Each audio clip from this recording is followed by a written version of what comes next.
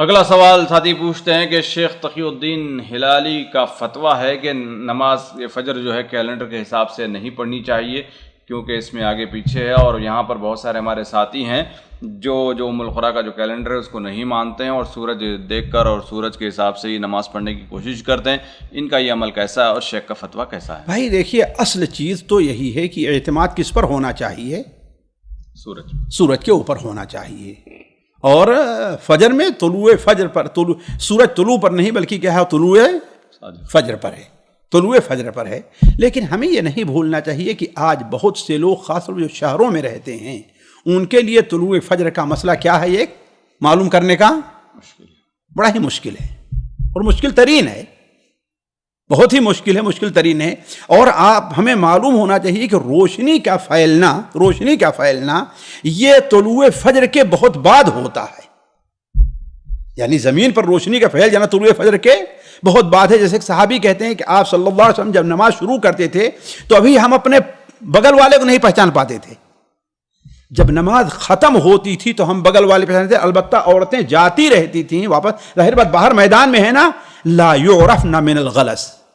حضرت عائشہ بیان فرماتی ہیں جبکہ جانتے ہیں کہ عورتیں یا مرد ہیں، آپ پیچھے جاتے ہیں لوگوں کی چال کو آپ پہچانتے ہیں کہ نہیں پہچانتے، ہے کہ نہیں؟ تو کہا اتنا اندھیرا رہتا تھا کہ پہچانی نہیں جاتی تھی. تو اس کا مطلب ہے کہ روشنی ہونے اور طلوع فجر کے اندر ایک فاصلہ ہے. آپ صلی اللہ علیہ وسلم کی جو نماز بیان کی جاتی آج کے لحاظ سے میں نہیں سمجھتا کہ وہ نماز 20 منٹ سے کم ہوتی ہوگی. آپ صلی اللہ علیہ وسلم جو نماز بیان کرتے ہیں صحابہ اکرام، میں نہیں سمجھتا کہ 20 منٹ سے کم ہوتی ہوگی.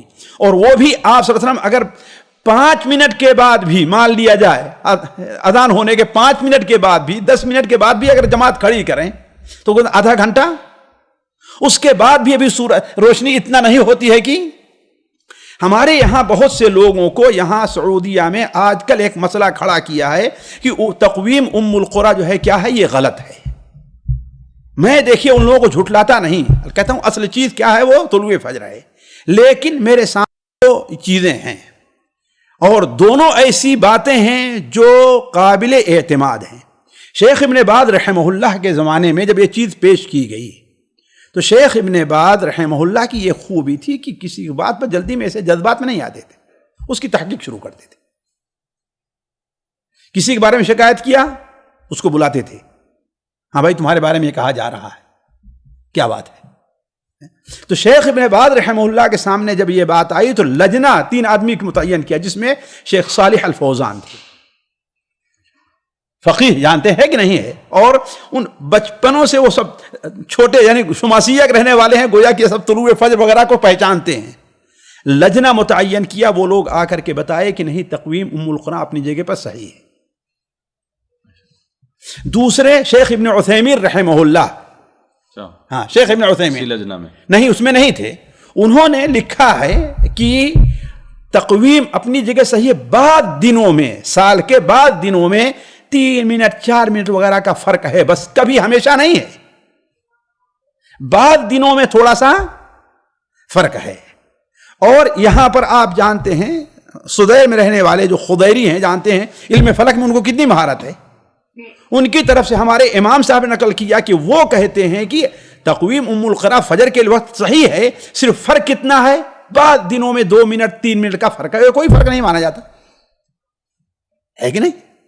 تو علی کل حال جہاں تک تقویم اللہ اس طرف دفاع نہیں کرتا، لیکن آپ ان لوگوں کو یہ بھی نہ کہہ دیے کہ ہمیں تمہاری نماز نہیں ہو رہی ہے، بلکہ بعض لوگوں نے کہا کہ ارے 20 منٹ کا فرق ہے اس میں.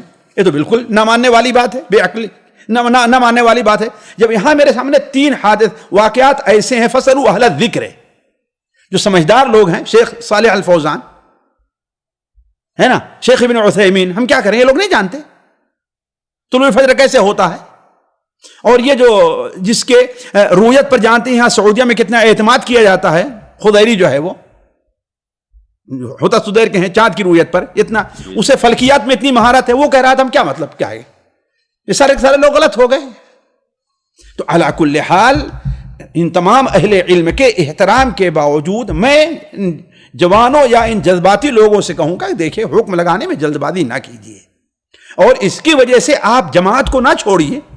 یہاں اذان کے بعد کم سے کم 20 منٹ 25 منٹ کا انتظار ہوتا ہی نہیں ہوتا ہے. تو اگر مان لیا جائے کہ 5 منٹ 10 منٹ لے لیجئے، اگر طلوع فجر سے پہلے بھی اذان ہوئی ہے تو کم سے کم جماعت کے وقت وہ داخل ہو گیا ہے نا، اس کے بعد جماعت تو نہ چھوڑیے نا آپ، یا اپنی الگ جماعت تو نہ بنائیے مسلمانوں کے اندر تفریق ڈالنے کے لیے. جی سامعین کرام، ہمارے علمی اور عوامی دروس اور سوال و جواب کی مجلسوں سے آپ خود بھی مستفید ہوں اور اپنے دوست و احباب کے ساتھ بھی شیئر کریں. عین ممکن ہے کہ آپ کے شیئر سے کسی کی اصلاح اور آپ کے لیے صدقہ جاریہ بن جائے. واٹس ایپ پر اسلامک میسج حاصل کرنے کے لیے نمبر نوٹ فرمائیں: یعقوب عزیز 009665089597707. واٹس ایپ سوال جو آپ گروپ میں ایڈ ہونے کے لیے نمبر نوٹ فرمائیں: عبدالسلام عمری 009665026272622. نمبر بھیجتے ہوئے نام اور پتہ ضرور لکھیں.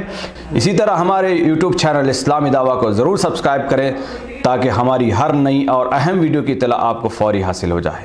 تمام دروس، مقالات اور سوال و جواب سیریز کے لیے ہماری مشہور ویب سائٹ www.islamidawah.com کا مشاہدہ کرتے رہیں. السلام علیکم ورحمۃ اللہ وبرکاتہ.